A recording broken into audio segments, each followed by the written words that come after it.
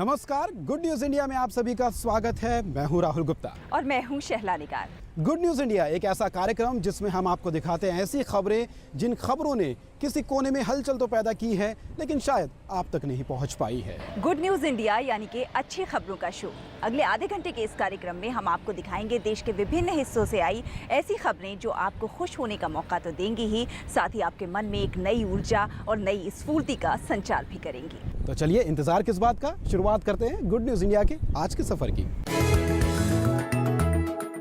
क्या आपने इमारतों के संग्रहालय के बारे में सुना है?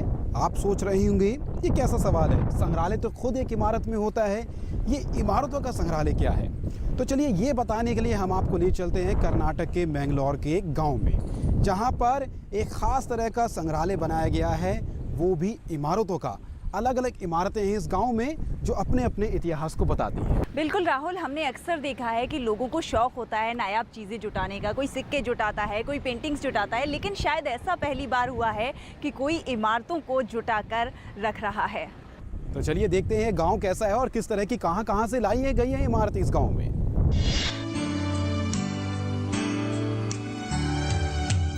एक नहीं, दो नहीं, यहाँ पूरे 26 आलीशान मकान और इमारतें हैं। ये है मैंगलोर के करीब स्थित मणिपाल का हस्तशिल्प कला और विरासत ग्राम। यहाँ नजर आने वाले मकान देखकर लगता है कि आप किसी प्राचीन युग में पहुंच गए हों, लेकिन ये गांव दरअसल विजयनाथ शेनाय का वास्तुकला से जुड़ा वो जुनून है जो इन हवेलियों में जान फूंक देता है। किसी जमाने ये मकान देश के अलग अलग हिस्सों में किसी के घर हुआ करते थे और फिर आधुनिकता के बहाने इन्हें हटाकर कंक्रीट की बहुमंजिला इमारत बना दी गई। लेकिन विजयनाथ शेनाय ने अनोखी हवेलियों को बचाकर इस गांव में इन्हें सुरक्षित रखा। इन पुरानी हवेलियों की एक एक वस्तु उनके वास्तविक अंदाज में जोड़कर रखी गई। इतना ही नहीं, इन घरों में इस्तेमाल होने वाले सामान, बर्तन, फर्नीचर वगैरह भी उसी अंदाज में रखे गए। ये पुरानी पैतृक इमारतें तटीय कर्नाटक की अनोखी परंपरा का आईना है। जहाँ भी विजयनाथ शेनाय पुराने वास्तुकला इमारत को टूटता देखते हैं, वो उसके दरवाजे, खिड़कियाँ, खंबे, छत और मलबा इकट्ठा कर उन्हें इस गांव में दोबारा खड़ा कर देते हैं।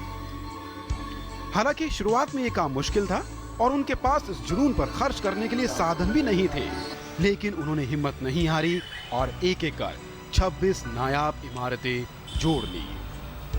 शतमानಗಳಿಂದ मनुष्य प्राचीन काल में बनाए गए हस्तशिल्प के सामान, फर्नीचर, बर्तन आदि हमने अलग अलग जगह से बड़ी मेहनत से इकट्ठे किए हैं जो लोगों के उपयोग में नहीं थे। उनमें से हमने कुछ सामानों को पुनः निर्माण भी किया है। उसे हमने अपने हेरिटेज विलेज में लाकर जमा किया। बाद में सरकार ने भी हमारी मदद की और 6 एकड़ जमीन हेरिटेज विलेज को दी। विदेशों से भी हमें सहयोग मिल रहा है। इस हेरिटेज विलेज में अधिकतर चीजें काफी पुरानी हैं। ಕಟ್ಟಡಗಳನ್ನು निर्मिಸಿದ विजयनाथ शेनाय खुद इसी तरह के मकान में रहना पसंद करते हैं। इस वास्तुकला शिल्प गांव में अलग अलग स्टाइल की इमारतें हैं। इनमें आज के युग की कोई भी कंक्रीट इमारत नहीं है। इन हवेलियों में ज्यादातर लकड़ी का इस्तेमाल हुआ है। इनमें जमींदार घर और नवाबी महल भी है।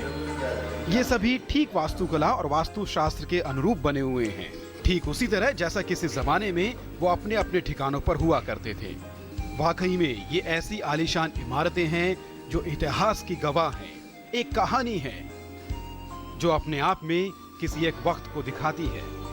विजयनाथ शेनाय की मेहनत और लगन से ये पुराने मलबे एक साथ खड़े होकर एक इतिहास के गवाह हैं और साक्षी हैं उस दौर की कहानी के जो इमारतों को महज 4 दीवार नहीं समझते थे, बल्कि उनमें वास्तुकला का जुनून सिमटा होता था।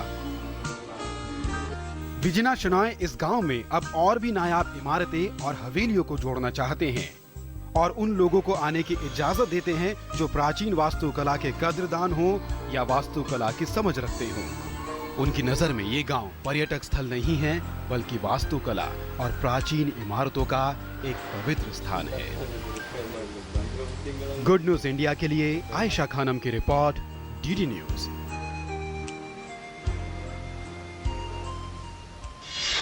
तो शैला, एक नहीं, दो नहीं, 26 इमारतों को उसके मूल स्वरूप में रखने की कोशिश की गई है। काम मुश्किल ज़रूर है, लेकिन अगर इसको समझने की कोशिश की जाए तो इतिहास को जानने के लिए, इतिहास को समझने के लिए ये कोशिश काफ़ी कामयाब भी साबित हो रही है। और बिल्कुल राहुल, किसी व्यक्ति के व्यक्तित्व के निर्माण में कौशल और ज्ञान की बहुत आवश्यकता होती है, और इसी कौशल विकास के लिए काम कर रहा है भारत का ग्रामीण विकास मंत्रालय। जी हाँ, जो ये काम हो रहा है, ये युवाओं की ज़िंदगी किस तरह से बदल रहा है, आइए देखते हैं।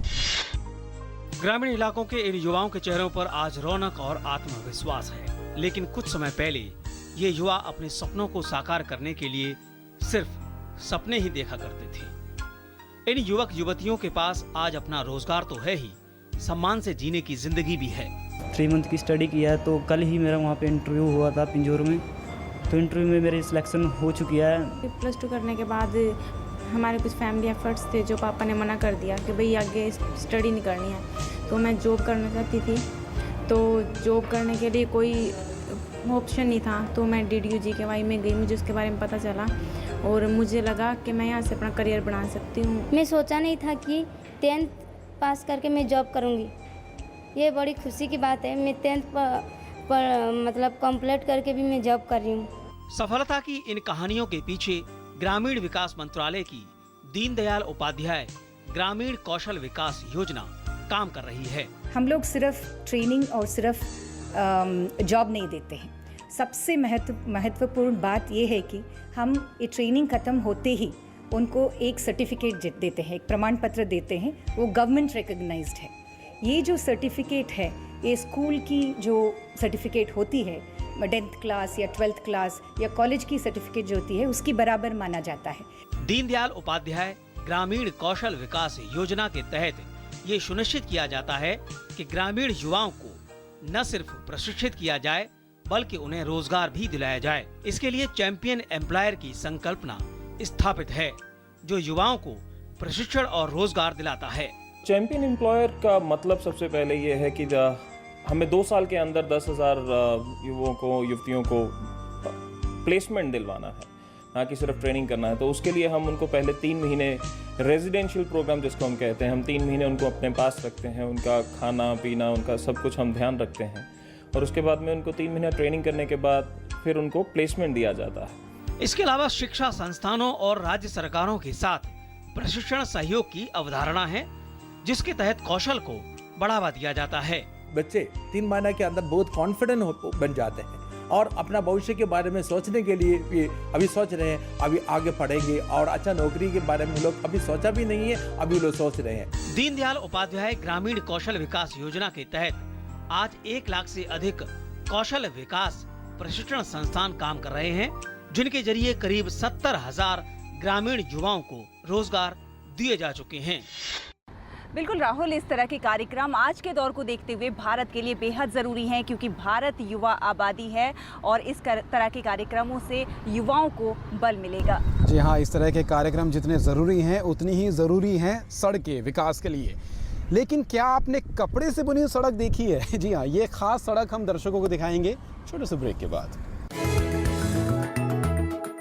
भारत संचार निगम लिमिटेड यानी BSNL ने अपनी मोबाइल सेवा पर देश भर में रोमिंग फ्री कर दी है। पूरी फैमिली के रिश्तों को जोड़ दिया है। अब ज्यादा सिम कार्ड और ज्यादा हैंडसेट से मिला छुटकारा। इनकमिंग के चलते देश भर में रोमिंग फ्री, जितनी चाहे बातें करो। One nation, one number. To join BSNL, dial toll-free number 1800-180-1503. BSNL, Hindustan बोल रहा है। बढ़ा कदम तू, बढ़ा कदम, तेरे साथ साथ तेरा देश बढ़ रहा है। बढ़ा कदम तू, बढ़ा कदम, ये तेरा योगदान है जो विश्व में नाम है। ये देश तेरे टैक्स से छू रहा आसमां है। तेरे टैक्स से ही चलेगा ये वतन। बढ़ा कदम। आप कदम बढ़ाइए अपना आयकर देकर। अपना एडवांस टैक्स अदा करें इस महीने की 15 तारीख तक। आयकर विभाग द्वारा जारी।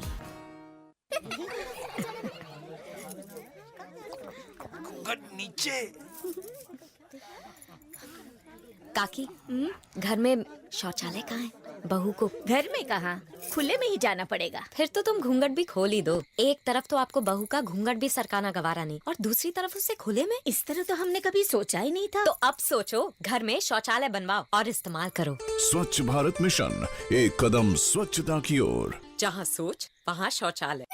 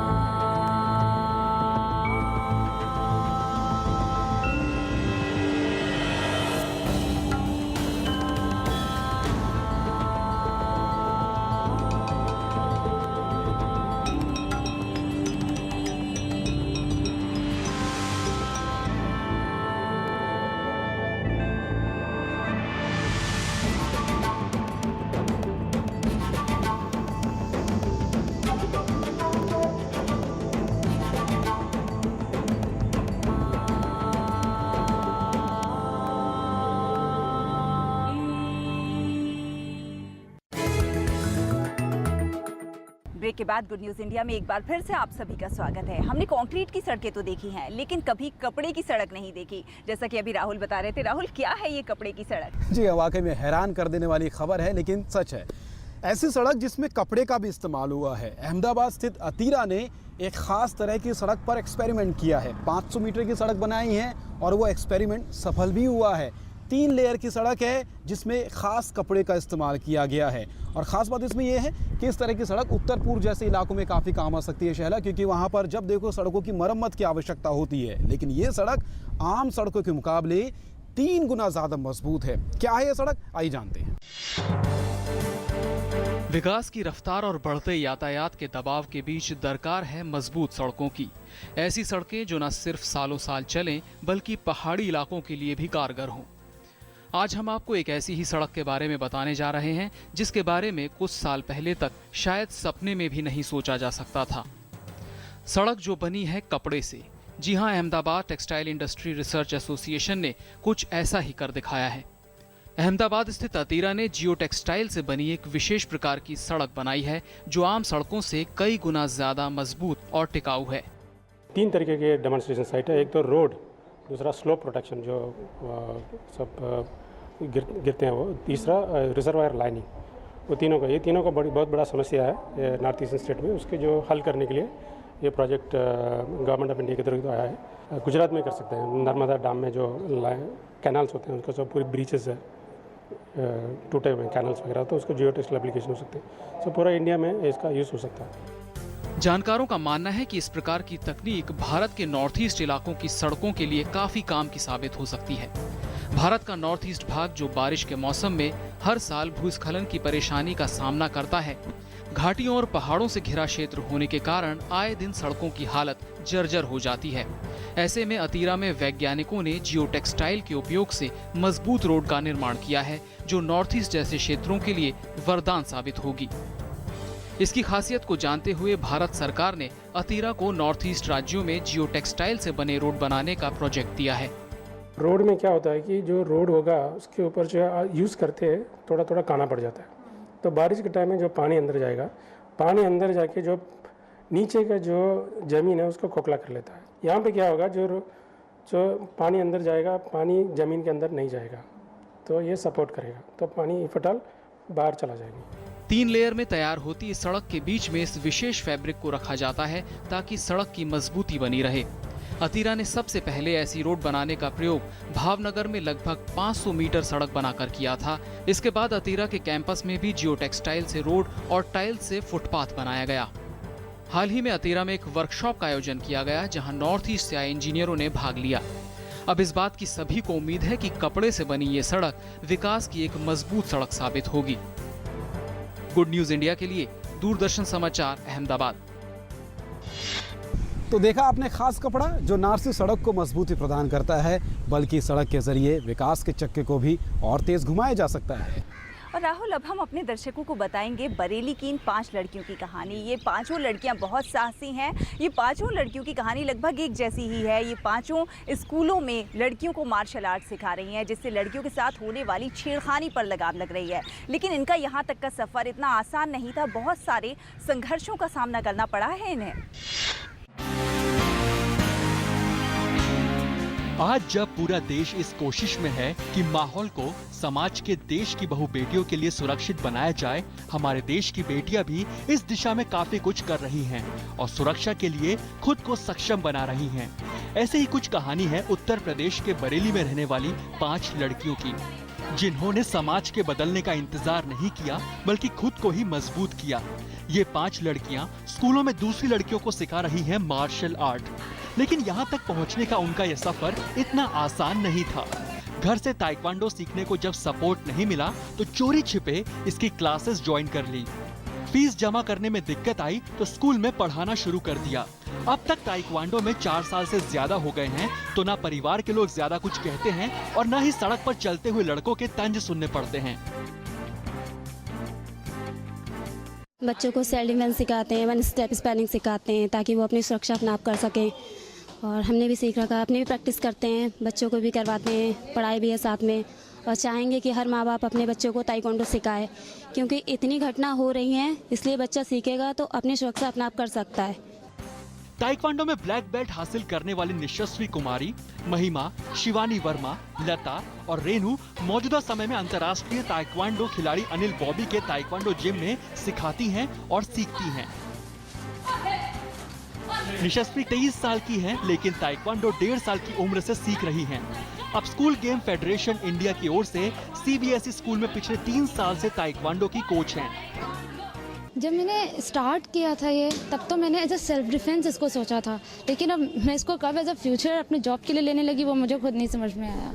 और ख़ासतौर से जो मैं सिखाती हूँ गर्ल्स के लिए ज़्यादा कोशिश करती हूँ कि हाँ गर्ल्स सीखने को आएँ, क्योंकि आजकल गर्ल्स को सेल्फ डिफेंस सीखना बहुत ज़्यादा इम्पॉर्टेंट है। मैं जब 8th क्लास में थी, 8th 7th में, तब से यहाँ सीख रही हूँ। और जब से मैंने यहाँ सीखा है, इतना कॉन्फिडेंस नहीं था मुझे अपने आप पे, पर अब बहुत ज़्यादा कॉन्फिडेंस है।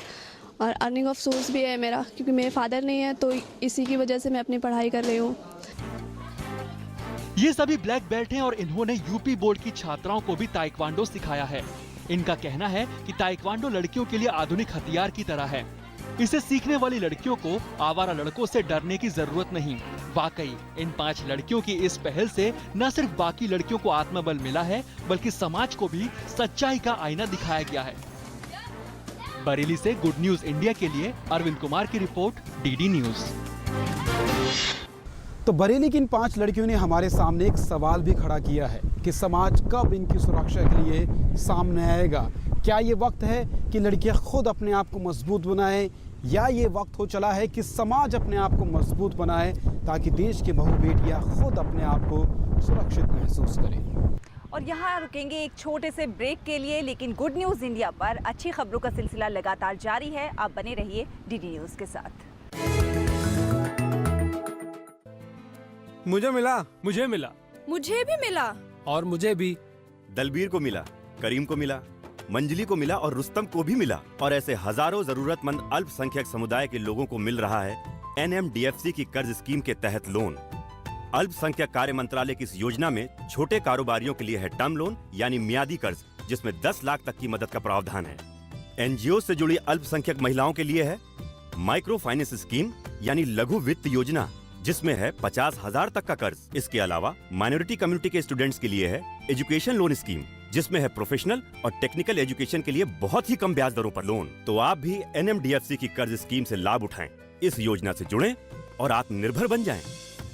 अधिक जानकारी के लिए लॉगिन करें www.minorityAffairs.gov.in पर। आप हमारे हेल्पलाइन टोल फ्री नंबर 1800112001 पर भी कॉल कर सकते हैं। सबका साथ, सबका विकास। अंकल, हम आपको रोड क्रॉस करवा दें? अंधे हो क्या? अरे भैया, मुझे तो भगवान ने आंखें नहीं दी हैं, पर आप तो आंखें होते हुए भी अंधों जैसा बर्ताव क्यों कर रहे हो? अंकल, आपको आपको ज़ेब्रा क्रॉसिंग नजर नहीं आई क्या? हमेशा गाड़ी चलाते समय जेब्रा क्रॉसिंग पर पैदल यात्रियों का ध्यान रखें। पहले पैदल यात्रियों को सड़क पार करने दें। ये चालक की जिम्मेदारी है। सड़क पर संयम से काम लें, सुरक्षित रहें, दूसरों को भी सुरक्षित रखें। खेमकरण पंजाब। असल उत्तर की लड़ाई में भारतीय सेना ने पाकिस्तान को दिया मुंहतोड़ जवाब। यहाँ 100 पाकिस्तानी टैंकों का बना कब्रिस्तान और रची गई अनोखे शौर्य की एक अमर गाथा। CQNH अब्दुल हमीद परमवीर चक्र 4 ग्रेनेडियर्स आज 50 साल बाद राष्ट्र श्रद्धांजलि अर्पित करता है।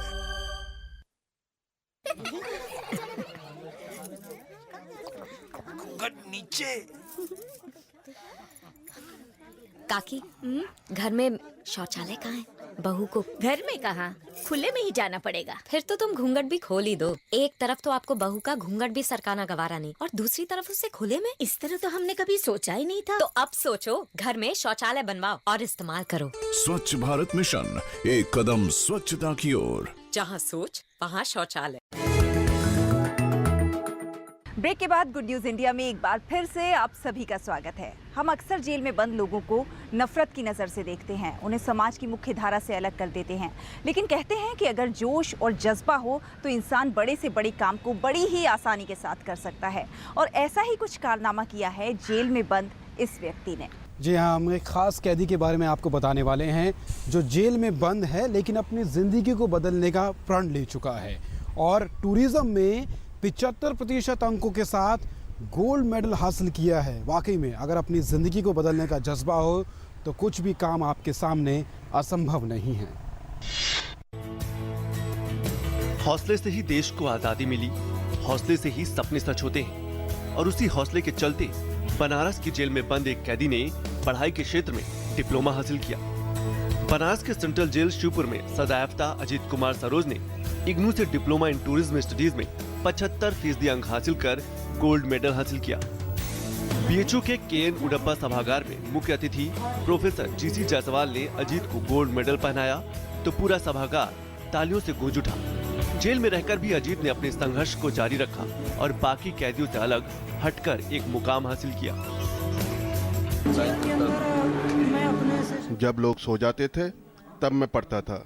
जेल अधिकारियों का पूरा सहयोग मिला। अजीत के जीवन का सबसे महत्वपूर्ण और खुशी का पल है मेहनत रंग लाई। अजीत जानते हैं कि उन्हें सरकारी नौकरी तो नहीं मिलेगी पर MBA करके किसी बड़ी प्राइवेट कंपनी में नौकरी करना चाहते हैं। खुशी तो बहुत साहब, वहाँ से कैसे रिहाई हो जाए, आसानी में हो जाए कि जो न कि जिंदगी सुधर जाए, फिर आगे बढ़े, सब पढ़ लिख के आगे जाए। अजीत ने BSc प्रथम वर्ष में दाखिला लिया था पर 2010 में गांव के एक व्यक्ति की मौत ने उन्हें जेल पहुंचा दिया। अजीत पर गैर इरादतन हत्या का मुकदमा चला और अदालत ने 10 साल की सजा सुनाई। अजीत 4 साल की सजा काट चुके हैं। जेल में रहने के बाद भी अजीत ने इग्नू से डिप्लोमा टूरिज्म की पढ़ाई जारी रखी। अजीत की पढ़ाई में जेल प्रशासन ने भी पूरा सहयोग किया। आज अजीत के पास 2 डिप्लोमा कोर्स हैं, 4 सर्टिफिकेट कोर्स हैं और इसके साथ ही इग्नू से BCom तृतीय वर्ष की पढ़ाई भी कर रहे हैं। अजीत ने समय का सदुपयोग किया, जेल में रहकर भी अपने जीवन को सही दिशा दी। कहते हैं कि पहाड़ से भी बड़ा और मजबूत होता है इंसान का हौसला। परिस्थितियां अनुकूल हो या प्रतिकूल, हौसले के आगे सब झुक जाते हैं। अजीत ने जेल में बैठकर किस्मत का रोना नहीं रोया बल्कि उसी जेल की 4 दीवारी को अपना मजबूत हथियार बनाया, समाज और युवाओं के लिए एक नई मिसाल पेश की। चला, हमारा देश हिंदू और मुसलमानों के बीच एकता की एक नायाब मिसाल है। हमने बार बार देखा है कि मुसलमानों के त्योहारों में हिंदू भाई बहन जमकर अपनी शिरकत देते हैं, वहीं हिंदुओं के त्यौहार में भी मुसलमान भाई बहनों का भी योगदान देखने को मिलता है और ऐसा ही कुछ देखने को मिला जन्माष्टमी के मौके पर। बिल्कुल राहुल, मशहूर उस्ताद इकराम कुरैशी हिंदू मुस्लिम एकता और कौमी एकता की एक अनूठी मिसाल पेश कर रहे हैं। वो मस्जिद की छत पर बीते 40 सालों से कान्हा के लिए कपड़े बना रहे हैं। राधा रानी और कान्हा की प्रेम लीलाओं की गवाह रही ब्रिजभूमि का ये है पावन वृंदावन धाम और इसी पवित्र धाम में मथुरा गेट चौकी के सामने मौजूद है ये मस्जिद, जिसकी दीवारों से चिपकी हुई है देवी माँ के मंदिर की दीवार। इसी मस्जिद की छत पर बीते 40 सालों से कान्हा की नगरी में उस्ताद इकराम कुरैशी यहाँ कौमी एकता की मिसाल कायम कर सामाजिक समरसता का पैगाम दे रहे हैं। इकराम कुरैशी की माने तो उन पर कान्हा की असीम कृपा है। वो अल्लाह और भगवान में कोई भेदभाव नहीं रखते। उनके लिए धर्म नहीं, मुल्क अहमियत रखता है। इसकी प्रेरणा मुझे आगरे से मिली और करीब 15 साल की 16 साल की उम्र से मैं ठाकुर जी की सेवा करता चला आ रहा हूँ। इकराम कुरैशी के अनुसार वो बचपन में कक्षा 5 पास करने के बाद वृंदावन से आगरा चले गए और दर्जी के काम की शुरुआत की। लेकिन राधा गोविंद की कृपा ऐसे हुई कि वो वृंदावन वापस चले आए और यहाँ उनकी मुलाकात एक विदेशी कृष्ण भक्त से हुई, जिसने उन्हें श्री कृष्ण की पोशाकें बनाने का ऑर्डर दिया। उन्होंने उसे नए पैटर्न पर पोशाकें सिलकर दी और उसके बाद इकराम पर श्री कृष्ण की ऐसी मेहरबानी हुई कि उन्होंने फिर पीछे मुड़कर नहीं देखा। वृंदावन धाम में बीते 4 दशकों से कान्हा की पोशाकों का काम करने वाले इकराम कुरैशी के यहाँ आज कई हिंदू और मुस्लिम कारीगर नौकरी कर रहे हैं। उस अंग्रेज ने कुछ उसका दिमाग कुछ हमारा दिमाग, तो दोनों ने एक पोशाक तैयार की। पोशाक हमारी जो सक्सेस हुई, सक्सेस होते ही फिर तो अंग्रेज मंदिर पे कारखाना भी खुल गया, वहाँ कारीगर भी आने लगे। फिर अंग्रेज मंदिर की ही पोशाक मंदिर पे ही बनने लगी। इकराम भाई जन्माष्टमी पर हर साल एक नए पैटर्न पर श्री कृष्ण की अनूठी डिजाइन वाली पोशाकें बनाते हैं और उन पोशाकों की देश विदेश में खूब मांग होती है। इकराम को खुद नहीं मालूम रहता कि अगली बार वो किस पैटर्न में राधा गोविंद की पोशाकें सिलेंगे, लेकिन इसे भगवान श्री कृष्ण की ही कृपा कहें कि जन्माष्टमी आने से पहले ही श्री कृष्ण की एक सोच उस्ताद कुरैशी के मन में जगती है और उसी कल्पना पर वो काम करते हुए एक सुंदर और भव्य श्रृंगार कान्हा के लिए तैयार कर लेते हैं। नया दिखाने का और नयापन लाने का कुछ इतनी उम्र से करते करते कुछ ठाकुर जी से, राधा रानी से लगाव भी हो गया है। कुल मिलाकर वृंदावन में सांप्रदायिक सौहार्द की मिसाल बन रहे इकराम कुरैशी का परिवार आज यहाँ गंगा जमुनी तहजीब को जीवित कर कृष्ण नगरी में हिंदू मुस्लिम प्रेम का वाहक बन गया है, जो वाकई अपने आप में सांप्रदायिक सौहार्द की एक जीती जागती मिसाल है। गुड न्यूज इंडिया के लिए ओपी यादव की रिपोर्ट, डीडी न्यूज। तो गुड न्यूज़ इंडिया के आज के इस कार्यक्रम में बस इतना ही, लेकिन आप सभी दर्शकों को हमारा ये कार्यक्रम कैसा लग रहा है आप हमें लिखिएगा ज़रूर। वैसे तो आपकी बहुत सारी प्रतिक्रियाएं हमें मिल रही हैं, लेकिन आगे भी आपकी इन्हीं प्रतिक्रियाओं का हमें इंतजार रहेगा। हमारा ईमेल आईडी है ddgoodnewsindia@gmail.com। जी हाँ, ये हमारा ईमेल एड्रेस है। आप हमें अपनी प्रतिक्रियाएं भेजें। हमें सिर्फ आपकी प्रतिक्रियाओं का ही इंतज़ार नहीं है, बल्कि अगर आपके पास भी ऐसी कोई खबर है जो इस कार्यक्रम में शामिल हो सकती है, तो हम आपसे गुजारिश करना चाहेंगे आप भी उन खबरों को हमें ईमेल के ज़रिए भेजें। हमारी टीम उसका आकलन करेगी। अगर वो खबर दिखाने लायक हुई तो हम आपसे वादा करते हैं हम ज़रूर उस खबर को अपने इस कार्यक्रम में शामिल करेंगे। फिलहाल आज के लिए इतना ही। हमारी पूरी टीम को दीजिए इजाज़त। नमस्कार।